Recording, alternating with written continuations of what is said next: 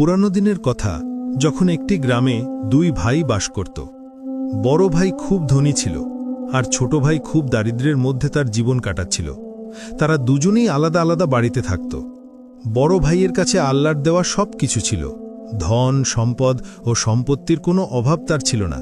আর ছোট ভাইয়ের কাছে সম্পদের নামে কিছুই ছিল না, তার দুবেলা খাবারও জুটত না। কিন্তু তা সত্ত্বেও ছোট ভাই খুব দয়ালু এবং সৎ হৃদয়ের মানুষ ছিল। সে শুকনো খাবার খেয়ে আল্লাহর শুকরিয়া আদায় করত। ধনীদের মতো তার মনে কোনো বড় বড় আকাঙ্ক্ষা ছিল না, কিন্তু আল্লাহ তাকে সেই মনের শান্তি দিয়েছিলেন যা বড় বড় ধনীদের কাছেও ছিল না। বড় ভাইয়ের নাম ছিল রশিদ আহমেদ এবং ছোট ভাইয়ের নাম ছিল ফরিদ খান। ছোট ভাই ফরিদ সৎ হৃদয়ের হওয়ার পাশাপাশি তার বাড়িতে আসা যে কোনো অতিথির খুব সম্মান করত। তার বাড়িতে যে কোনো পথিক আসত, সে তার সাধ্যমতো তার সেবা করত। এছাড়া ফরিদের একটি প্রতিদিনের অভ্যেস ছিল যে সে প্রতিদিন বাগানে যেত এবং পাখিদের দানা দিত। সে সব সময় তার উপার্জনের কিছু অংশ গরিবদের মধ্যে সাদগা হিসেবে বিতরণ করত, কারণ তার বক্তব্য ছিল যে পাখিদের সাহায্য করলে এবং গরিবদের সাদগা দিলে আল্লাহ তার বান্দার উপর খুব খুশি হন এবং এর দ্বারা আল্লাহ তার বান্দার মুশকিল শীঘ্রই সহজ করে দেন। এর বিপরীতে তার বড় ভাই রশিদ আহমেদ ধনী হওয়া সত্ত্বেও খুব কৃপণ ছিল। যদি তার বাড়িতে কোনো অতিথি আসত, তাহলে তার মুখের রং উড়ে যেত। তার কোনো গরিব আত্মীয়ের বাড়িতে আসা সে একদমই পছন্দ করত না, কারণ তার মনে হতো যে লোকেরা তার সাথে দেখা করতে নয়, বরং তার সম্পদের কারণে তার বাড়িতে আসে। তার ধনী হওয়ার উপর খুব অহংকার এবং গর্ব ছিল, এবং সে গরিব লোকদের কিছুই মনে করত না। একদিন গ্রামে একজন বয়স্ক ব্যক্তি এলেন। তিনি যখন রশিদ আহমেদের আলিশান বাড়িটি দেখলেন, তখন তার দরজায় টোকা দিলেন। দরজায় টোকা দেওয়ার শব্দ শুনে রশিদ আহমেদ বাইরে এলেন। তখন সেই বয়স্ক ব্যক্তি রশিদ আহমেদকে বলতে লাগলেন, বাবা, তুমি কি আমাকে একদিনের জন্য তোমার বাড়িতে আশ্রয় দিতে পারো? আমি খুব ক্লান্ত এবং আমার খুব খিদেও পেয়েছে। রশিদ আহমেদ সেই বয়স্ক ব্যক্তির কথা শুনে তাকে তাড়িয়ে দিয়ে বলতে লাগল, আরে বয়স্ক সাহেব, তোমার কি এই প্রাসাদের মতো বাড়িকে কোনো সরাইখানা মনে হচ্ছে? আমার বাড়িতে তোমার মতো ফকির মানুষের জন্য কোনো জায়গা নেই। এই গ্রামে তোমার মতো আরও অনেক গরিব লোক থাকে, তুমি তাদের মধ্যে কারুর বাড়িতে চলে যাও। বরং আমার কথা শুনো, তুমি এমন করো, তোমার সামনে একটি ভাঙাচোরা বাড়ি দেখতে পাচ্ছ? তাতে ফরিদ খান নামের একজন লোক থাকে, যে অত্যন্ত সৎ এবং দয়ালু এবং যে কোনো আগত ফকির বা অতিথির সম্মান করে। সে তোমাকে অবশ্যই তার বাড়িতে থাকতে দেবে। বয়স্ক ব্যক্তিটি বুঝতে পারলেন যে রশিদ আহমেদ একজন খুব কৃপণ মানুষ, তাই সে সঙ্গে সঙ্গে তার দরজা থেকে চলে গেলেন এবং সরাসরি ফরিদ খানের বাড়ির দরজায় গিয়ে টোকা দিলেন। ফরিদ হাসি মুখে বাইরে এলো। ফরিদ সেই বয়স্ক ব্যক্তিকে বলল, বলুন হাজি সাহেব, কিভাবে আগমন হলো? বয়স্ক ব্যক্তিটি উত্তর দিলেন, বাবা, আমি খুব ক্লান্ত। এর আগেই যে সেই বয়স্ক ব্যক্তি পরের কোনো কথা বলবে, ফরিদ সেই বয়স্ক ব্যক্তিকে বলল, হাজি সাহেব, আগে আপনি ভেতরে আসুন, বাকি কথা আমরা ভেতরে বসে বলবো। তারপর ফরিদ বয়স্ক ব্যক্তিটিকে ঘরের ভেতরে নিয়ে গেল। বয়স্ক ব্যক্তিটিকে বসিয়ে সবার আগে তাকে জলপান করালো। জলপান করার পর সেই বয়স্ক ব্যক্তি বলতে লাগলেন, বাবা, আমি এই গ্রামে একটি খুব জরুরি কাজে এসেছি। বাবা, আমার রাত কাটানোর জন্য একটি আশ্রয় দরকার, কাল সকালে আমি চলে যাব। বয়স্ক ব্যক্তির কথা শুনে ফরিদ বলতে লাগল, হাজি সাহেব, আপনি এটাকে নিজের বাড়িই মনে করুন, আপনি এখানে যতদিন থাকতে চান থাকতে পারেন। এটা শুনে সেই বয়স্ক ব্যক্তি খুব খুশি হলেন এবং ফরিদকে দোয়া দিতে লাগলেন। তারপর রাত হলে ফরিদ সেই বয়স্ক ব্যক্তির সামনে খাবার রাখল। খাবারে শুধু একটি শুকনো রুটি আর জলই ছিল। এটা দেখে সেই বয়স্ক সাহেব বুঝতে পারলেন যে ফরিদের অবস্থা বিলকুলই ভালো নয়, কিন্তু তার হৃদয় অনেক বড়। বয়স্ক সাহেব সেই রুটি খুব আনন্দের সাথে খেলেন।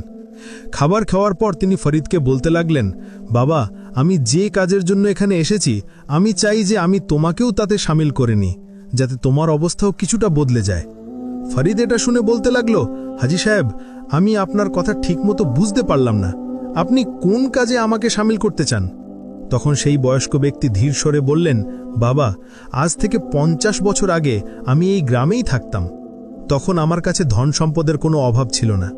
আমার কাছে অনেক সোনার মুদ্রা এবং দামি জিনিসপত্র ছিল। আমার পুরো পরিবার ছিল, যেখানে আমার স্ত্রী এবং 2টি সন্তান ছিল। একদিন যখন আমার স্ত্রী এবং সন্তানরা নৌকা করে অন্য গ্রামে যাচ্ছিল, তখন নৌকা উল্টে যাওয়ায় তাদের মৃত্যু হয়। যেহেতু আমি তাদের সাথে ছিলাম না, তাই আমি বেঁচে যাই। আমার পুরো পরিবার শেষ হয়ে যাওয়ায় আমি খুব দুঃখ পেয়েছিলাম। আমি অনেক দিন পর্যন্ত আমার বাড়ি থেকে বের হইনি। আমি বাইরের দুনিয়ার সাথে আমার সম্পর্ক ছিন্ন করেছিলাম এবং আমি এই সিদ্ধান্ত নিয়েছিলাম যে এখন আমাকে আমার বাকি জীবন আল্লাহর ইবাদতে কাটাতে হবে। এই সিদ্ধান্ত নিয়ে আমি একটি দীর্ঘ সফরে বের হওয়ার কথা ভাবলাম, যেখানে আল্লাহ নেক বান্দারা থাকেন এবং তারা সেখানে থেকে শুধু আল্লাহর ইবাদত করেন। আমার সফর বেশ লম্বা হতে যাচ্ছিল, তাই আমি আমার সমস্ত সম্পদ কোনো নিরাপদ জায়গায় লুকিয়ে ফেলার সিদ্ধান্ত নিলাম এবং তখন আমি আমার সমস্ত ধন সম্পদ একত্রিত করে কাছের জঙ্গলে লুকিয়ে রাখলাম। কিন্তু দুটি সোনার ইঁট আমি নিজের কাছে রাখলাম, যাতে তা বিক্রি করে কিছু টাকা পেতে পারি এবং আমার সফরে যেতে পারি। আর তারপর আমি আমার সমস্ত সম্পদ জঙ্গলে লুকিয়ে রাখলাম এবং আমি আমার সফরে আল্লাহর সন্ধানে বেরিয়ে পড়লাম। সফর করতে করতে আমার অনেক দিন কেটে গেল। অনেক দিন সফর করার পর একদিন যখন আমি অন্য একটি শহরে পৌঁছলাম, তখন আমার কিছু টাকার প্রয়োজন হলো। তখন আমি সেই সোনার ইট শহরের এক জোহরিকে বিক্রি করার সিদ্ধান্ত নিলাম। যখন আমি সেই ইট নিয়ে জোহরির কাছে গেলাম এবং তাকে সেই সোনার ইট দেখালাম, তখন সেই ইটের দাম দেওয়ার পরিবর্তে সেই জোহরির মনে লোভ চলে এলো এবং সে আমার উপর চুরির মিথ্যা অভিযোগ লাগিয়ে দিল এবং আমাকে ফাঁসিয়ে দিল। আর তারপর সেখানকার কোতোয়াল আমার একটা কথাও শুনল না এবং আমাকে চুরির অভিযোগে কারাগারে ফেলে দিল। আজ আমি অনেক বছর পর আমার সাজা ভোগ করে নিজের গ্রামে ফিরে এসেছি, আর এখন আমি আমার সেই লুকানো সম্পদ বের করতে চাই। তাই আমি চাই যে তুমিও এই কাজে আমার সাথে থাকো। যদি তুমি আমার সাথে থাকো, তাহলে আমি সেই গুপ্তধনের অর্ধেক অংশ তোমাকে দিয়ে দেব। ফরিদ সেই বয়স্ক সাহেবের কথা শুনে খুব খুশি হল এবং তাকে সাহায্য করতে রাজি হয়ে গেল। বয়স্ক সাহেব সেই রাতে ঘরেই কাটালেন, আর সকালে সূর্য ওঠার আগেই তারা দুজনের লোকের নজর এড়িয়ে জঙ্গলে পৌঁছে গেল। জঙ্গলের ভেতরে পৌঁছে সেই বয়স্ক ব্যক্তি ফরিদকে বলতে লাগলেন যে এই সেই গাছ যার নিচে আমি গুপ্তধন লুকিয়েছিলাম, তুমি এই জায়গাটা খোঁড়া শুরু করো। ফরিদ খোঁড়ার জন্য কোদাল বের করল এবং সেই জায়গাটা খুঁড়তে লাগল। কিছুক্ষণ খোঁড়ার পর সে সন্দুক দেখতে পেল। সে কোদাল একপাশে রেখে সন্দুক বের করে বয়স্ক সাহেবের সামনে রেখে দিল, আর তারপর তারা দুজনে সেই সন্দুক নিয়ে নিজেদের বাড়ি ফিরে এলো।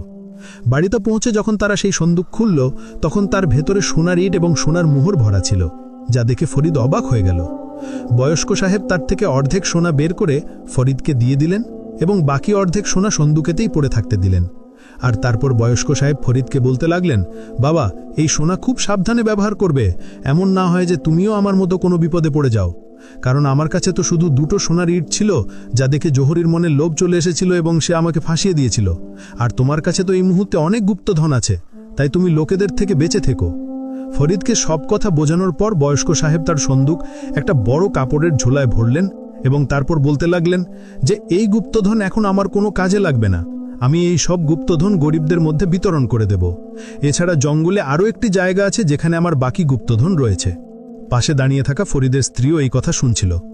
ফরিদ বয়স্ক সাহেবকে দরজা পর্যন্ত ছেড়ে এলো, আর তারপর যখন সে নিজের ঘরে ফিরে এলো, তখন তার স্ত্রী সঙ্গে সঙ্গে তার কাছে এলো এবং গুপ্তধন দেখে সে খুশি হয়ে গেল। ফরিদের স্ত্রী বলতে লাগলো যে এই গুপ্তধন বিক্রি করে আমরা অনেক ধনী হয়ে যাব, তারপর নিজেদের সব ইচ্ছা পূরণ করব। এরপর ফরিদ অল্প অল্প করে সেই গুপ্তধন বিক্রি করতে শুরু করল। দেখতে দেখতে ফরিদের অবস্থা এখন বদলাতে শুরু করেছিল। সে সবার আগে তার পুরানো বাড়ির জায়গায় একটি বড় বাড়ি তৈরি করালো। কিন্তু এত ধনী হয়ে যাওয়ার পরেও তার মনে বিলকুল অহংকার আসেনি। তার বাড়িতে যে কোনো অতিথি আসত, সে আগের থেকেও বেশি করে তার আপ্যায়ন করত এবং এছাড়া সে এখনও পাখিদের দানা দিতে ভুলেনি। সে প্রতিদিন সকালে আগের মতোই বাগানে যেত এবং পাখিদের দানা দিত এবং তাদের সাথে কথা বলার চেষ্টা করত। সে এখনও তার উপার্জনের কিছু অংশ গরিব ও মিসকিনদের মধ্যে সাদকা হিসেবে বিতরণ করত, কারণ তার বিশ্বাস ছিল যে তার কাছে যে এই সম্পদ এসেছে তা এই সাদকা এবং দয়ার ফলে এসেছে, কারণ সে জানত যে সাদকার দৌলত কখনো না কখনো অবশ্যই ফিরে আসে। তার সততা ও উদারতা দেখে এখন গ্রামের লোকেরাও তাকে আগের থেকে বেশি সম্মান করতে লাগল।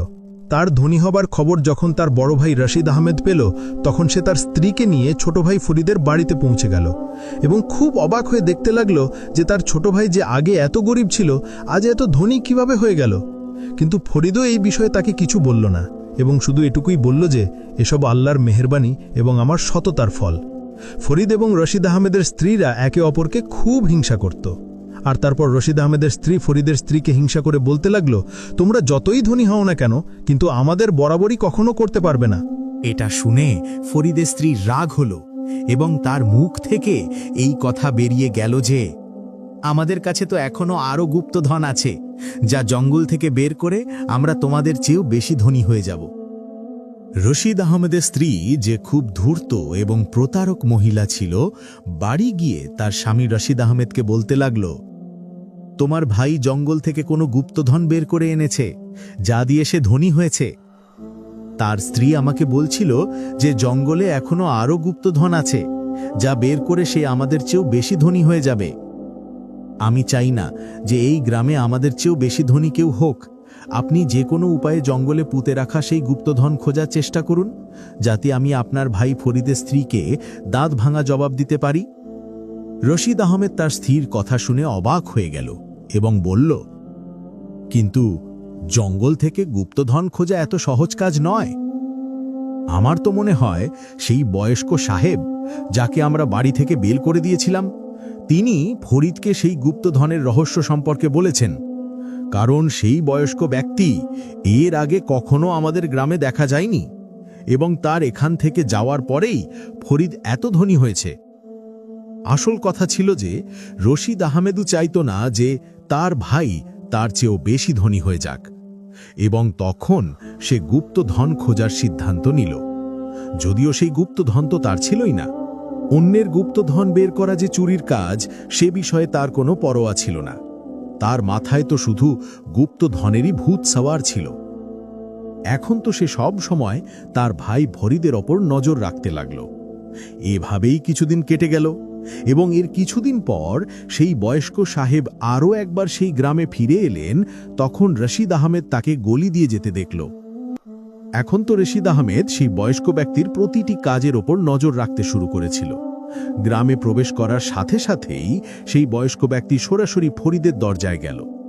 যখন সে ফরিদের এত বড় বাড়ি দেখল, তখন খুব খুশি হল এবং আল্লাহর কাছে দোয়া করতে লাগল, হে আল্লাহ, এই সৎ এবং নেক হৃদয়ের মানুষকে আরও উচ্চতায় পৌঁছে দিও, কারণ তোমার এই বান্দা প্রতিদিন বাগানে গিয়ে পাখিদের দানা দেয় এবং তাদের খেয়াল রাখে, এবং তোমার এই বান্দা তার উপার্জনের কিছু অংশ গরিব ও মিসকিনদের মধ্যে বিতরণ করে দেয়। ইয়া আল্লাহ, তুমি তার রিজিক বৃদ্ধি করো। আর তারপর এত দোয়া করার পর বয়স্ক ব্যক্তি ফরিদের দরজায় টোকা দিলেন। ফরিদ যখন বাইরে এলো, তখন বয়স্ক সাহেবকে দেখে তার মুখে হাসি ফুটে উঠল। ফরিদ বয়স্ক সাহেবকে ভেতরে আসতে বলল, কিন্তু বয়স্ক সাহেব বললেন, বাবা, আমি একটি খুব জরুরি কাজে এখানে এসেছি। তুমি কিছুক্ষণের জন্য আমার সাথে চলো, আমার তোমার সাথে একটি খুব জরুরি কথা বলার আছে। আর তারপর ফরিদ এবং সেই বয়স্ক ব্যক্তি দুজনেই জঙ্গলের দিকে চলতে লাগল। রশিদ আহমেদ তাদের পিছু করছিল।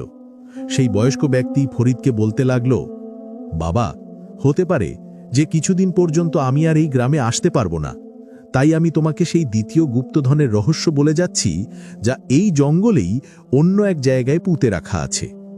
আমার যাওয়ার পর তুমি সেই গুপ্তধন বের করে নিও এবং তার নিজের কাছে নিরাপদে রেখো। সময় এলে আমি সেই গুপ্তধন তোমার কাছ থেকে নিয়ে নেব।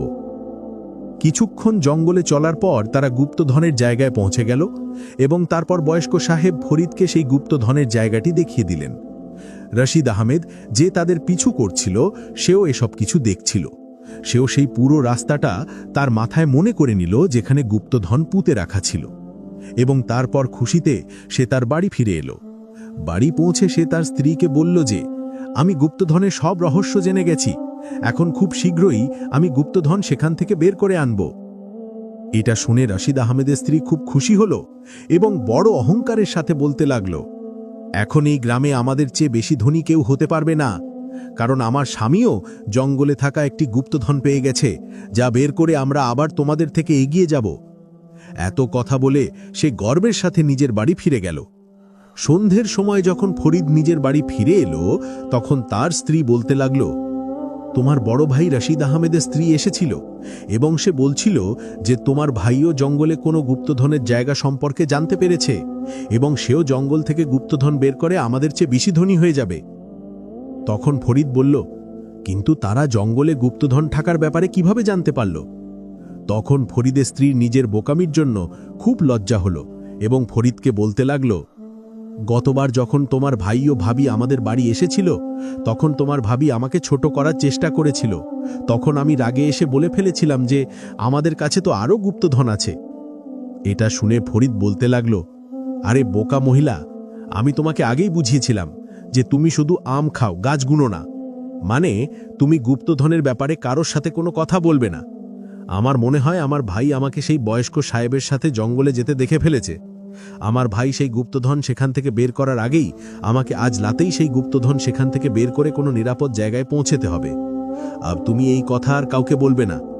আর তারপর ফরিদ সেই রাতেই জঙ্গল থেকে গুপ্তধন বের করে তাকে নিজের বাড়িতে নিয়ে এলো এবং বিলকুল নিরাপদে নিজের বাড়িতে লুকিয়ে রাখল। পরের রাতে রশিদ আহমেদ জঙ্গলে সেই জায়গায় পৌঁছে গুপ্তধন খোঁড়া শুরু করল। কিন্তু যখন সে দেখল যে সেখানে কোনো গুপ্তধন নেই, তখন সে খুব অবাক হয়ে গেল এবং ভাবতে লাগল যে তার ছোট ভাই তো খুব চালাক নিকল। হয়তো সে আমার এই কাজের ব্যাপারে আগেই জানতে পেরেছিল এবং সে আমার আগেই এখান থেকে গুপ্তধন বের করে নিয়ে গেছে। অন্যদিকে সেই রাতে রশিদ আহমেদের বাড়ি বিলকুল একাই ছিল। তখন সুযোগ বুঝে চোররা তার বাড়িতে হানা দিল এবং তার বাড়ি থেকে সমস্ত মাল এবং দামি জিনিসপত্র নিয়ে পালিয়ে গেল। রশিদ আহমেদ যখন তার বাড়ি পৌঁছল তখন তার মুখ শুকনো ছিল এবং তার স্ত্রীও খুব চিন্তিত দেখাচ্ছিল। একে অপরকে চিন্তিত দেখে দুজনেরই মুখের রং উড়ে গেল। রশিদ আহমেদ তার স্ত্রীকে জিজ্ঞাসা করতে লাগল, তোমার কি হয়েছে? তোমার মুখের হাওয়াইয়া কেন উড়ে গেছে? তখন তার স্ত্রী বলল, আপনার যাওয়ার পর কিছু চোর বাড়িতে এসেছিল এবং তারা বাড়ি থেকে সবকিছু লুট করে পালিয়ে গেছে, তাই আমি চিন্তিত। কিন্তু আপনি বলুন যে আপনি খালি হাতে কেন এসেছেন? আমাদের গুপ্তধন কোথায়? এতে রশিদ আহমেদ নিজের মাথায় হাত চাপড়ে এবং বলল, গুপ্তধন সেখানে ছিল না। হয়তো আমার ভাই আগেই সেখান থেকে গুপ্তধন বের করে ফেলেছে। বেশি ধনী হওয়ার চক্করে আমরা বিলকুল বরবাদ হয়ে গেলাম, আর এই সব কিছু তোমার লোভের কারণে হয়েছে। তুমি সেই মাল পাওয়ার চেষ্টা করেছো যা আমাদের ছিলই না। আর দেখো, আমরা তো নিজেদের মাল থেকেও হাত ধুয়ে বসলাম। না তুমি ফরিদ এবং তার স্ত্রীর সাথে হিংসা করতে, না আমাদের এই অবস্থা হতো। কিছুদিন পর যখন সেই বয়স্ক সাহেব ফরিদের কাছে আরও একবার ফিরে এলেন, তখন ফরিদ তাকে পুরো ঘটনা বলল এবং বাকি গুপ্তধন বয়স্ক সাহেবের সামনে রেখে দিল। কিন্তু বয়স্ক সাহেব সেই সব গুপ্তধন ফরিদকেই দিয়ে দিলেন এবং বলতে লাগলেন, এই সব গুপ্তধন তোমার সততার পুরস্কার। আমি ভোলা এত বয়সে